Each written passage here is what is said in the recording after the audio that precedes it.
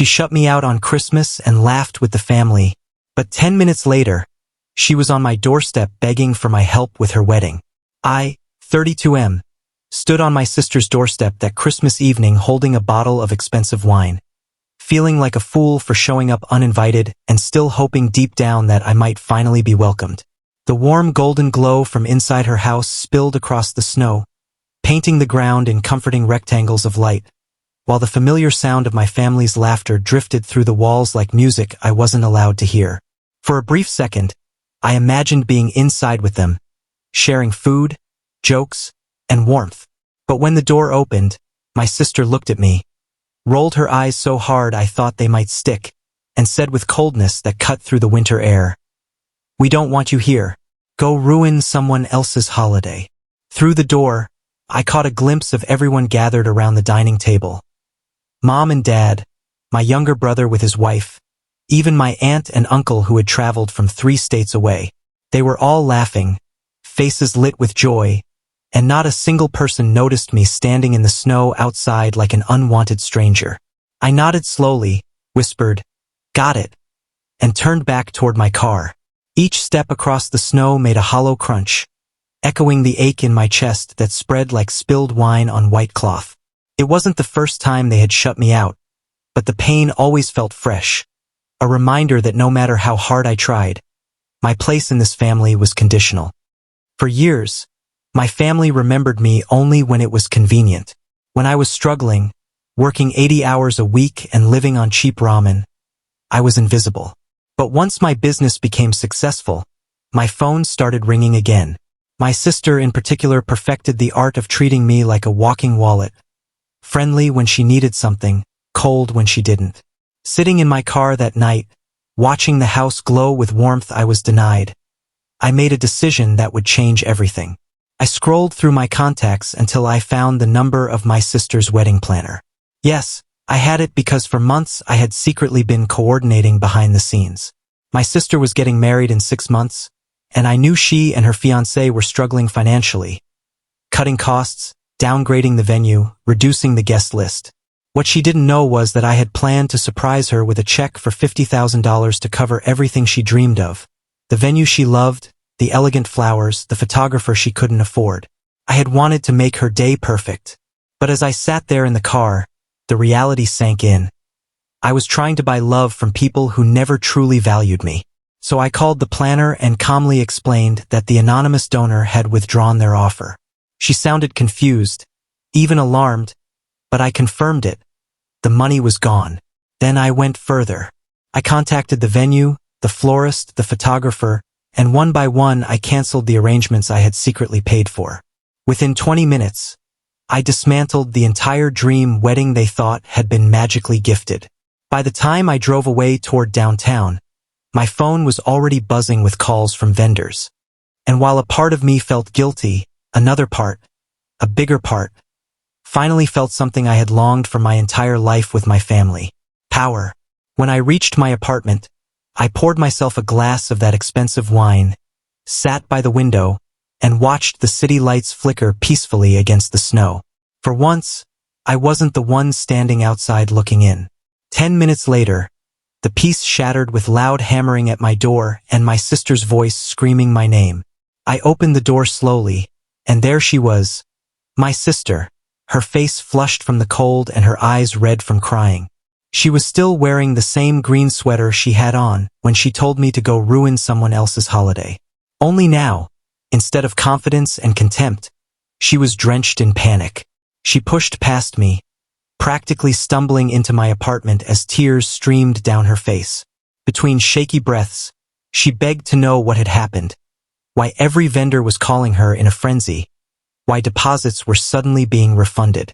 She clutched my arm with trembling hands, demanding to know if I knew anything about the anonymous donor. I looked at her for a long moment, letting the silence sit heavy in the room. Here was my sister, the same person who had slammed a door in my face only an hour earlier, now standing in my living room because she needed me. I calmly told her that I had no idea what she was talking about and asked if she would like a glass of wine. Her face went pale, the realization beginning to sink in that maybe the brother she had rejected was the very person who had been silently holding her future together. She asked me again, her voice cracking, if I was the anonymous donor. I simply smiled and repeated that I didn't know what she meant. But she wasn't foolish. I saw the truth forming behind her eyes, the puzzle pieces clicking into place. She began apologizing, saying she had been overwhelmed, that she hadn't meant to turn me away at Christmas. She tried to convince me that I was welcome, that it had all been a misunderstanding. But I asked her directly, would she have said those words if she didn't think I was the one who could save her wedding? Her silence was answer enough. Without saying much, I walked to my desk and pulled out a folder I had prepared months ago.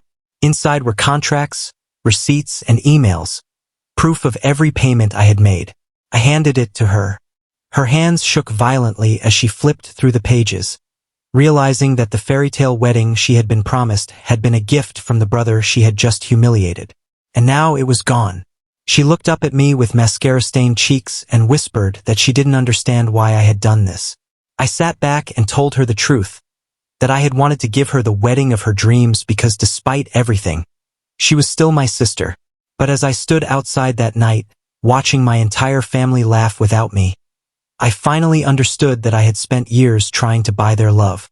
I had been offering money and sacrifice to people who only valued me for what I could provide, never for who I was. Her tears fell faster as she begged me to reconsider, promising that things would be different.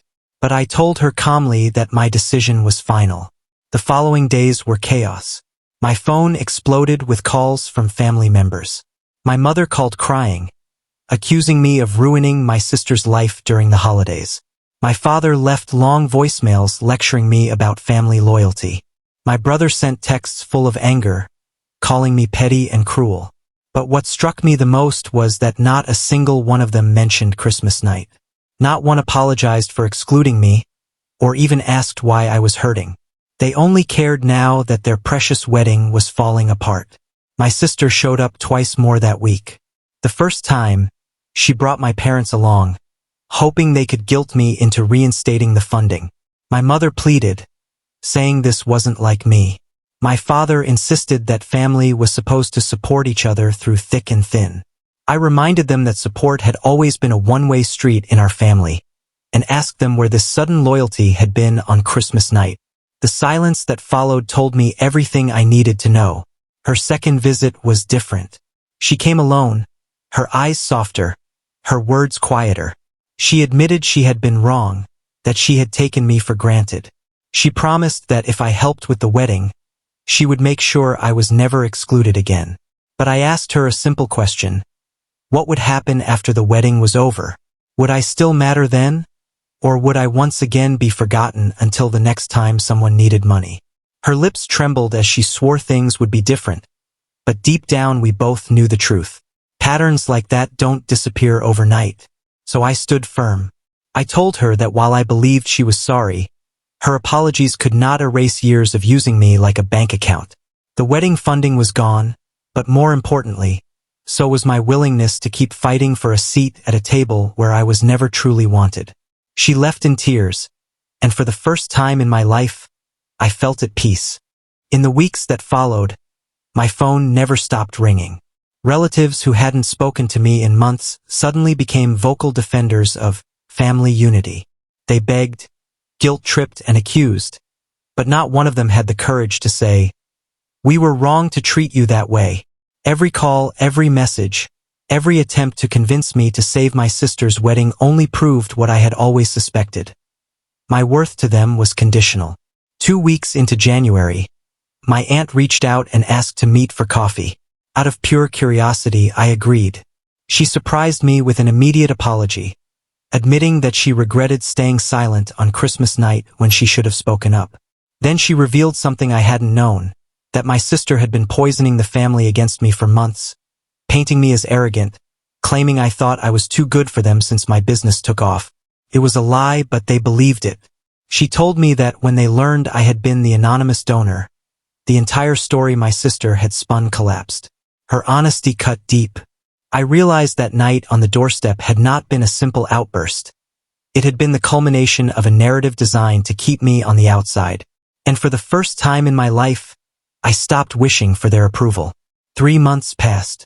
I cut ties with anyone who only called when they wanted something. I said no to requests for money and emotional labor that were never returned. I built a life with people who truly valued me. I joined a hiking group, made friends who invited me because they liked my company, not my wallet. I started dating someone who saw me for who I was, not what I could provide. For the first time in years, I felt free. When my sister's wedding finally happened, it was a small, simple affair. I wasn't invited, and that didn't surprise me. My parents sent photos anyway, images of smiling faces, dancing guests, and my sister in a modest dress. I looked at them without pain or jealousy, just calm detachment, as if I were glancing at strangers. That's when I knew the healing had finally taken root. And then, months later, a letter arrived, handwritten, from my sister. In it, she admitted her jealousy, her lies, and her guilt. She didn't ask for money or forgiveness, just acknowledged that she had lost something she could never get back. I read the letter twice, then filed it away. Some bridges, once burned, can never be rebuilt. Today, I sit surrounded by photos and memories with people who choose me simply because they want me there. I no longer beg for a seat at a table that was never meant for me. I learned that you can't buy love, and more importantly, you shouldn't have to. Sometimes, the strongest revenge is not hurting the people who hurt you. It's living a life so full, so peaceful, and so genuine that their approval becomes completely irrelevant. And that is exactly what I did. Like and subscribe for more stories.